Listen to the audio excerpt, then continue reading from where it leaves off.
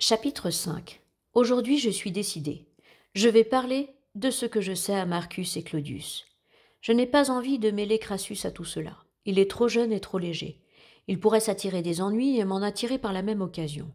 Pour Octavius, je serai obligée de le faire tôt ou tard, mais son manque de concentration parfois et sa distraction maladive me font hésiter.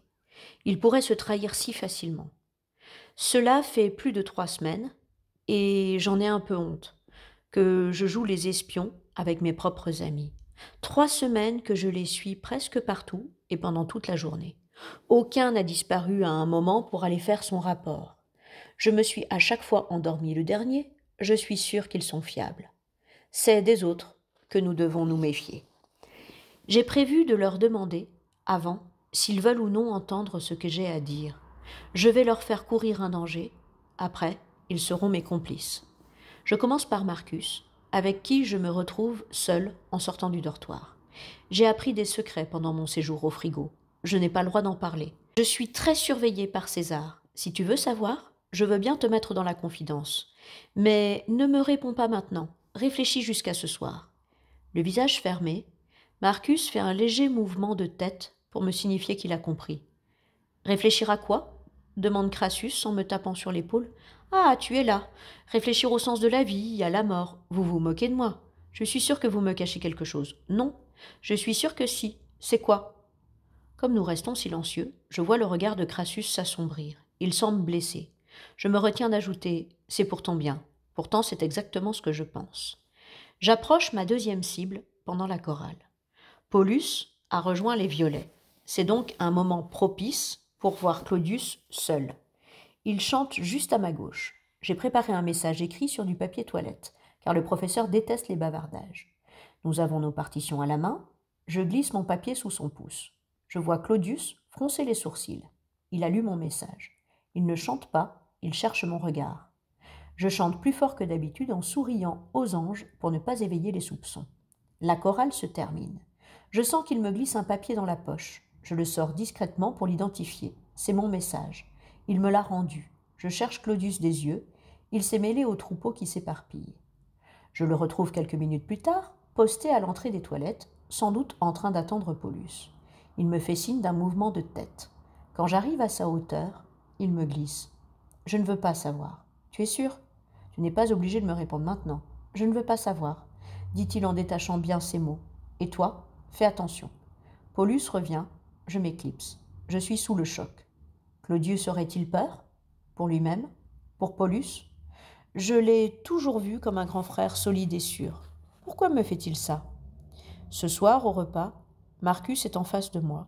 Il me fixe. Il a bien choisi son moment. Dans le brouhaha qui précède le début du 72, personne ne peut entendre ce qu'il va dire. C'est d'accord, lâche-t-il d'une voix claire. Il ne me sourit pas et baisse la tête. Tu en as parlé à quelqu'un d'autre, ajoute-t-il? J'ai essayé d'informer Claudius, mais il a refusé. Je ne comprends pas pourquoi. Il cherche à te protéger. Moi, j'ai la trouille, reprend-il. Mais je ne veux pas te laisser seul avec ton secret. Quand tu m'auras raconté ce que tu sais, laisse-moi tranquille avec tout ça. Le soir, avant de m'endormir, je fais part à Marcus de ce que j'ai appris. Après un court silence, il réplique. Profitons des moments que nous avons à passer ici. Promets-moi de ne plus rien tenter. Comme je ne réponds pas, il reprend. Ce qu'il faut que tu comprennes, c'est que je tiens à toi comme si tu étais une partie de moi. J'ai peur pour toi. Claudius aussi, j'en suis sûre. Je me sens obligée de mentir pour le rassurer. J'ai besoin de réfléchir. Vous avez peut-être raison. Bonne nuit, Marcus. Bonne nuit, Métaux. Leur peur, je les comprends. Moi aussi, j'ai la trouille. Pourtant, je veux savoir. Je dois découvrir ce qui se cache derrière les portes, derrière les visages lisses des Césars, derrière les gueules cabossées des monstres soldats. Demain soir, je ne boirai pas pendant les repas. Et je verrai bien si Romu a raison quand il dit qu'on nous drogue pour dormir. Ce matin, j'ai pris la décision d'être un élève obéissant, un gentil mouton durant la journée. Cela me permettra d'être invisible. Il faut qu'on m'oublie. Ainsi, personne ne pourra se douter que la nuit je me transforme en petite fouine, prête à braver tous les interdits. La journée se déroule comme prévu jusqu'au repas du soir. Là, une épreuve m'attend. Ne pas boire est un vrai calvaire. J'ai horriblement soif dès les premières bouchées avalées. Les aliments doivent être saturés de sel et d'une autre substance provoquant le même effet. Ce qui est curieux, c'est que je ne sens rien. Le goût doit être masqué. J'observe mes voisins et je mesure la quantité d'eau qu'ils consomment. Les 3 enfants assis devant moi ont bu respectivement 10 verres, 7 verres et 13 verres. Moi, je me contente de manipuler la carafe et de porter mon verre à mes lèvres sans rien avaler. Au moment de me brosser les dents, en revanche, je profite du rinçage de la bouche pour me rattraper. Je dois ingurgiter une grande quantité d'eau pour éteindre le feu qui brûle ma gorge. Comme à l'habitude, le coucher s'effectue dans une ambiance calme et apaisée. Après des conversations réduites à quelques minutes, les voix se taisent une à une et le dortoir est plongé dans un profond silence. Moi, je ne dors pas. Mes yeux ne me piquent pas. De longues minutes s'écoulent. Je me décide à faire un test. J'appelle, un par un, tous les enfants autour de moi. Aucun ne me répond. Je n'ai jamais tant élevé la voix dans cet endroit, même dans la journée. Mes yeux, totalement habitués à l'obscurité, voient presque comme en plein jour. Je me suis redressée et je regarde mes amis dormir. Les grands sont couchés en diagonale et les petits sont, eux, parfaitement parallèles au bord du lit. J'entends des pas derrière la porte. Je m'allonge et remonte un peu ma couverture. Et là, survient l'incroyable. Quelqu'un allume les lumières. Aucun enfant ne réagit. C'est sûrement comme ça chaque nuit. Je n'ose pas encore ouvrir les paupières. Je sens des présences autour de moi. Je ne perçois pas l'odeur de la graisse à chaussures, mais des effluves de désinfectant ou de shampoing anti-poux. J'entr'ouvre les yeux et je les vois. Ils sont grands, très grands. Ils se baissent pour ramasser le linge dans des sacs marqués au nom des élèves. Ensuite, j'entends le bruit des portes des placards qui s'ouvrent une à une. Ils sont au moins 6. Je referme les yeux quand les visages se tournent dans ma direction. Maintenant, ils passent le balai. Paulus effleure mon lit de sa main droite. Je suis sûre que c'est lui. Il était rouge quand j'ai débarqué à la maison.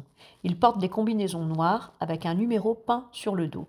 Paulus a le 197. Son visage est creusé. Il semble triste et fatigué et ses gestes sont machinaux.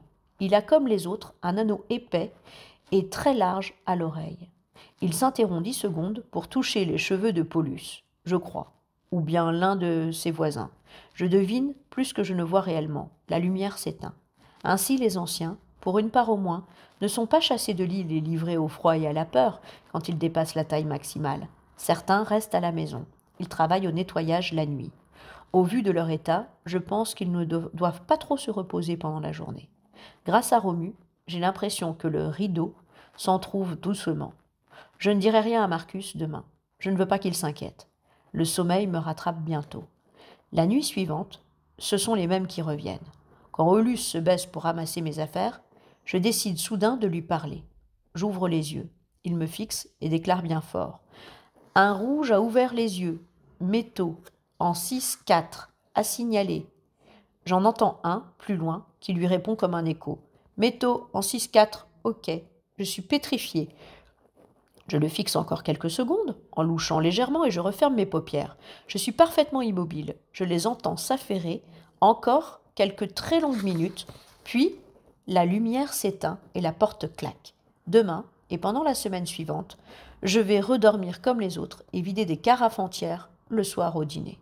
Pendant les jours qui suivent, chaque matin, au réveil, je sens l'odeur de la graisse à chaussures. Elle imprègne mes draps. La nuit, les monstres me regardent dormir, c'est sûr. Je me sens de plus en plus seul. Bientôt, je vais ressembler à Romu. Marcus me lance des coups d'œil à angoisser. « Tu as fait quelque chose de grave ? Je le vois à ton regard, me lâche-t-il un soir. Pas si grave, la preuve, je suis toujours là. Tu ne veux pas que je te raconte ? Non. Tu n'as donc aucune curiosité ? Si, mais j'ai peur. J'ai peur pour toi aussi. S'ils sentent que tu es pressé de connaître ton futur, ils peuvent te casser ton lit. C'est déjà arrivé. D'où tu sors cette histoire ? Rémus me l'a raconté. C'est ce qui s'est passé pour un violet nommé Gnéus, un rebelle notoire d'après lui. Je vais discuter avec Rémus. Méfie-toi de lui. Les traîtres dont tu m'as parlé sont bien quelque part, pas Rémus. Dès le lendemain, je décide de suivre Rémus des yeux pendant une semaine. Rien à signaler, à part qu'il reste souvent seul, assis, les yeux dans le vague, et qu'il arrive toujours au dernier moment pour participer aux activités. J'essaie de me rapprocher de lui. Je m'assois par exemple à sa table aux heures des repas. Mais je m'aperçois vite qu'il n'y a rien à en tirer. Je veux qu'il me parle de ce Gnéus et je glisse, mine de rien, quelques questions sur le personnage. Il se contente de me regarder avec un petit sourire aux lèvres. Dans ces moments-là, j'ai l'impression qu'il est vide et ne comprend rien. Un matin, après une ultime tentative de ma part, il me prend la main et m'attire dans un recoin. Néus n'était pas gentil. Alors, il a été puni et on a cassé son lit. Et après, il est parti. Qui a cassé son lit? C'est le mystère de la nuit. Mais la nuit, ce n'est pas pour les enfants. La nuit, les enfants dorment. Tu n'es plus un enfant, Rémus. Si, un peu, je suis encore un rouge. Soudainement, il change de ton. Métaux. Évitons-nous pendant quelques jours, sinon... Il s'éloigne sans finir et entre dans les toilettes. Je pars rejoindre Marcus. Rémus est absent au moment du repas. Il nous retrouve à la chorale. J'aperçois César IV qui le suit des yeux. Juste avant le souper, je m'assois à côté de Claudius, en silence. Depuis ma proposition et son refus, je sens une grande distance entre nous. Métaux? La voix est calme et ferme. Je ne me retourne pas et réponds. Oui, César? Je l'attendais. Il faut qu'on parle, Métaux, reprend-il. Je le suis jusqu'à son bureau. Il classe des papiers pendant un long moment, en me jetant des regards rapides, et il demande « Alors, tu as parlé à Rémus ?»« Je l'aime bien, Rémus. »« Tu lui as demandé quoi ?»« De me parler de Néus. »« Pourquoi t'intéresses-tu à lui ?»« On m'a dit qu'autrefois, quelqu'un avait volontairement cassé le lit d'un certain Néus, alors qu'il n'était que violet. Je voulais savoir si c'était une légende qu'on raconte pour effrayer les enfants, ou si ce garçon a réellement existé. Alors j'ai demandé à celui qui est ici depuis le plus longtemps, c'est-à-dire Rémus. Et alors, qu'est-ce qu'il t'a répondu? Il m'a dit que c'était vrai. Quoi d'autre? Il a ajouté qu'il ne savait pas qui avait cassé le lit. C'est tout. Je dois à tout prix me contrôler et ne pas montrer ma peur. Je reprends d'une voix douce et ferme, en prenant soin de bien articuler. Je n'ai rien raconté à Rémus. Je ne lui ai pas parlé de Romulus, ni de ce qu'il m'a dit. J'ai tenu ma promesse. Il semblerait que oui. Métaux, ne gâche pas ta vie ici. Elle n'est peut-être plus très longue. Profite, apprends, amuse-toi et surtout, dors bien. César, j'ai un peu faim. Je n'ai pas encore mangé ce soir et je n'ai rien bu non plus. Fais-je remarquer innocemment. Passe en cuisine, nous avons tout prévu. Je mange seul dans un coin de la cuisine et je regagne le dortoir au dernier moment. Crassus me fait signe. C'était quoi ce soir? Demande Marcus. Rien, la suite du frigo. César veut être sûr que je n'y retournerai jamais. Tu ne m'as pas raconté le frigo à moi, intervient Crassus. C'est le passé, je n'aime pas y repenser. C'était très dur. Je t'en parlerai plus tard, dans quelques mois, par exemple. Tu l'as raconté à Claudius et à Marcus, dit-il, en prenant une voix un peu suppliante. Non, enfin, à peine. Tu dois comprendre que je ne suis plus ton tuteur. J'ai repris une vie normale. Je discute avec tout le monde, surtout avec des rouges que je connais depuis très longtemps et de qui j'ai été séparée pendant ton initiation et le séjour au frais qui a suivi. Oui, je comprends, mais je veux être ton ami, moi aussi. Tu es mon ami, mais je te donne un conseil. Trouve-t'en d'autres, s'il te plaît, de ton âge et de ta couleur. Ils dureront plus longtemps. Tu es rouge depuis longtemps? Je crois que je suis à -3. Il baisse les yeux.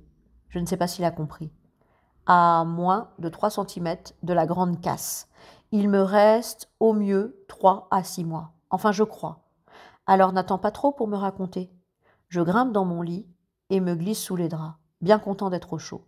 Marcus tourne sa tête vers moi, au moment où on éteint les lumières. Je suis soulagée de te voir, j'avais peur. Tu vois, ce n'est pas si grave. De toute façon, je n'ai pas envie de t'abandonner. Mes yeux se ferment. Je vais bien dormir. Ce matin, je ne sens plus l'odeur des soldats flotter autour de mon lit. Je me lève, ma main effleure un petit bâton glissé sous un coin de mon oreiller.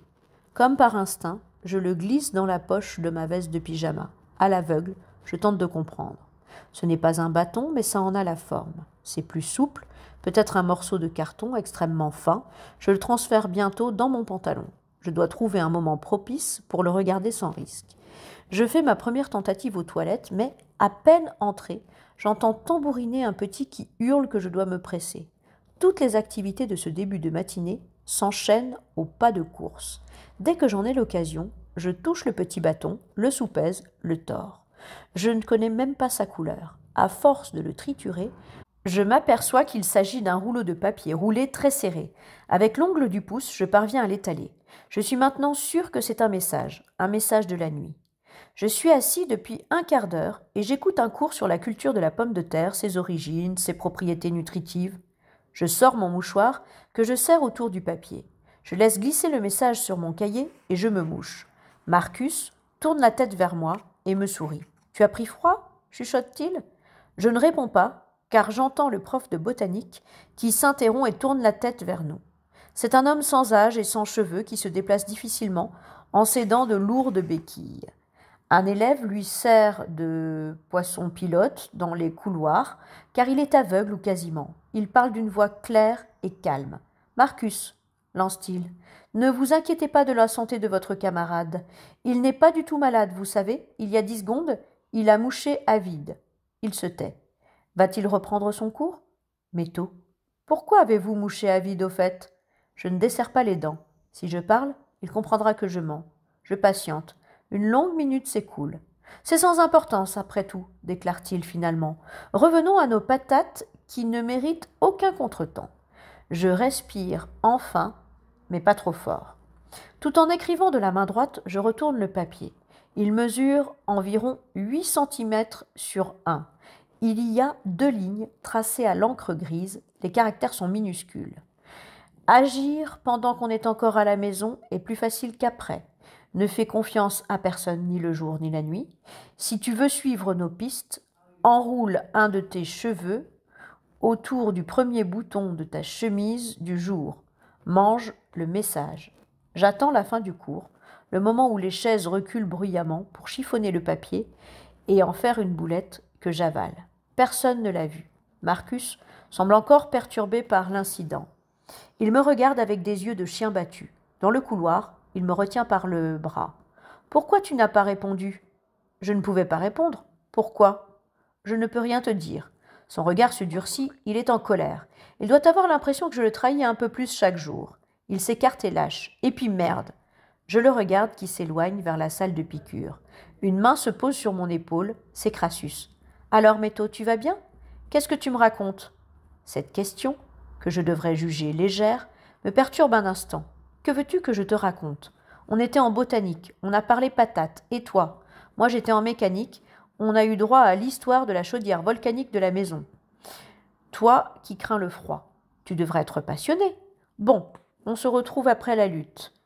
Je dois aller à la piqûre.